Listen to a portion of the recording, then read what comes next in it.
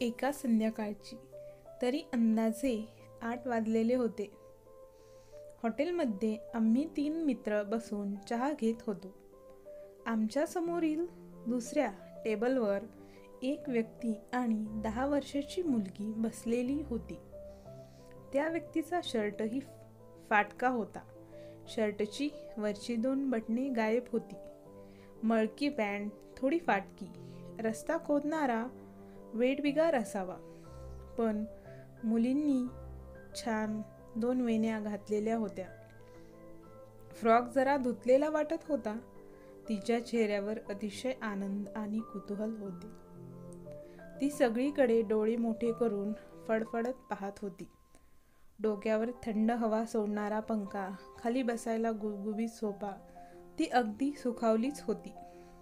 वेटरने 2 स्वच्छ ग्लास थंडगार पाणी ठेवले.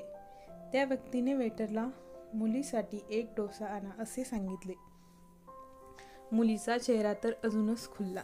वेटर म्हणाला, आणि तुमच्यासाठी काय आणू? नाही नाही, मला काही नाही.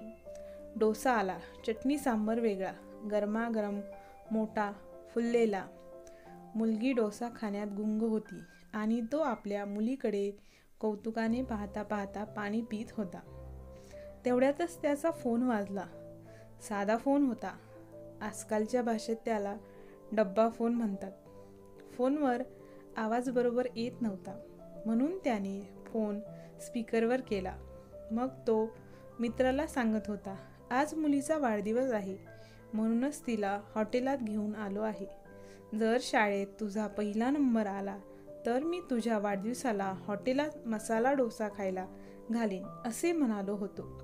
ती डोसा खात आहे. मित्र: छान छान. अरे तू काय खात आहेस? मित्र: काहीही बोलवले नाही रे. दोघांना हॉटेलमध्ये खायला कुठे परवडणार आहे. घरी पिठले भात आहे माझ्यासाठी. त्याचे हे बोलणे ऐकून मी स्तब्धच झालो. बाप कसाही असो, श्रीमंत असो किंवा गरीब, बाप मुलीच्या चेहऱ्यावर हसू बघण्यासाठी काहीही करेल. मी काउंटरवर चहाचे आणि त्या 2 डोस्याचे पैसे भरले आणि सांगितले, अजून 1 डोसा आणि चहा त्या टेबलवर पाठवा.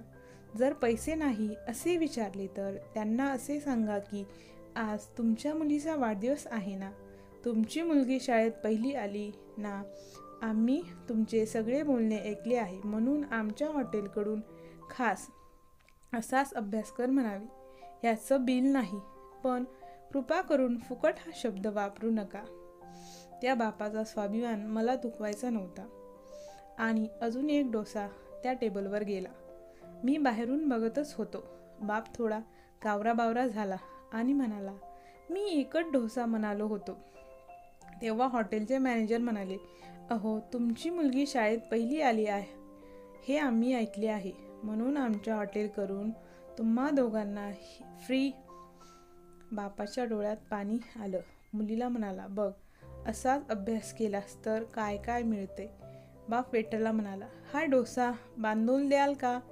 मी आणि माझी बायको दोघं बी अर्धा अर्धा खाऊ. तिला कुठं असं खायला मिळतंय.